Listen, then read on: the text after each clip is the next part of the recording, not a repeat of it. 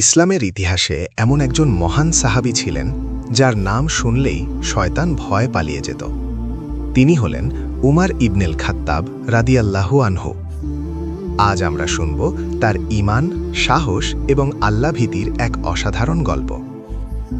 অনেক বছর আগে মক্কার শহরে মানুষ বিভিন্ন মূর্তি পূজা করত। তখন আল্লাহর রাসূল মুহাম্মদ সাল্লাল্লাহু আলাইহি ওয়াসাল্লাম মানুষকে এক আল্লাহর ইবাদতের দিকে ডাকছিলেন, কিন্তু অনেকেই তার বিরোধিতা করত। সেই সময় হযরত উমার ইসলামের সবচেয়ে কঠোর বিরোধীদের একজন ছিলেন। তিনি ছিলেন অত্যন্ত সাহসী এবং শক্তিশালী মানুষ। একদিন তিনি রাগে সিদ্ধান্ত নিলেন যে তিনি নবী মুহাম্মদ সাল্লাল্লাহু আলাইহি ওয়াসাল্লামকে হত্যা করবেন। তলোয়ার হাতে নিয়ে তিনি বের হয়ে পড়লেন। পথে এক ব্যক্তি তাকে জিজ্ঞেস করল, ওমর, কোথায় যাচ্ছ? ওমর বললেন, আমি মুহাম্মদকে হত্যা করতে যাচ্ছি। লোকটি বলল, তুমি আগে নিজের বাড়ির খবর নাও। তোমার বোন এবং দুলাভাই তো ইতিমধ্যেই ইসলাম গ্রহণ করেছেন। এই কথা শুনে ওমর রাদিয়াল্লাহু খুব রেগে গেলেন।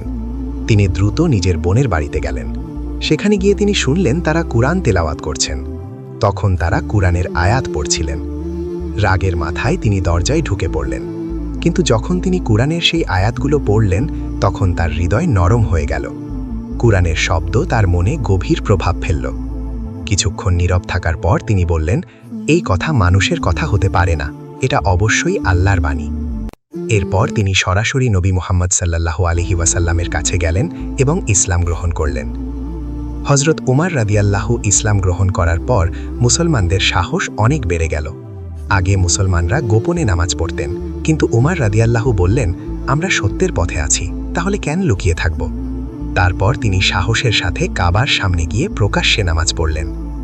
হযরত উমর রাদিয়াল্লাহুর ঈমান এত শক্তিশালী ছিল যে একদিন রাসূলুল্লাহ সাল্লাল্লাহু আলাইহি ওয়াসাল্লাম বললেন, যার হাতে আমার প্রাণ, তার কসম, যখন শয়তান ওমরকে কোনো পথে হাঁটতে দেখে তখন সে সেই পথ ছেড়ে অন্য পথে চলে যায়। এই কথা শুনে সাহাবীরা বুঝতে পারলেন উমর রাদিয়াল্লাহুর ঈমান কত শক্তিশালী ছিল। পরে তিনি ইসলামের দ্বিতীয় খলিফা হন এবং ন্যায় বিচারের এক মহান উদাহরণ স্থাপন করেন। তার শাসন আমলে গরিব, অসহায় এবং দুর্বল মানুষরা নিরাপদে জীবনযাপন করত। রাতে তিনি ছদ্মবেশে শহরের রাস্তায় ঘুরতেন, যাতে জানতে পারেন কোনো মানুষ কষ্টে আছে কিনা। হযরত উমর রাদিয়াল্লাহুর জীবন আমাদের একটি বড় শিক্ষা দেয়।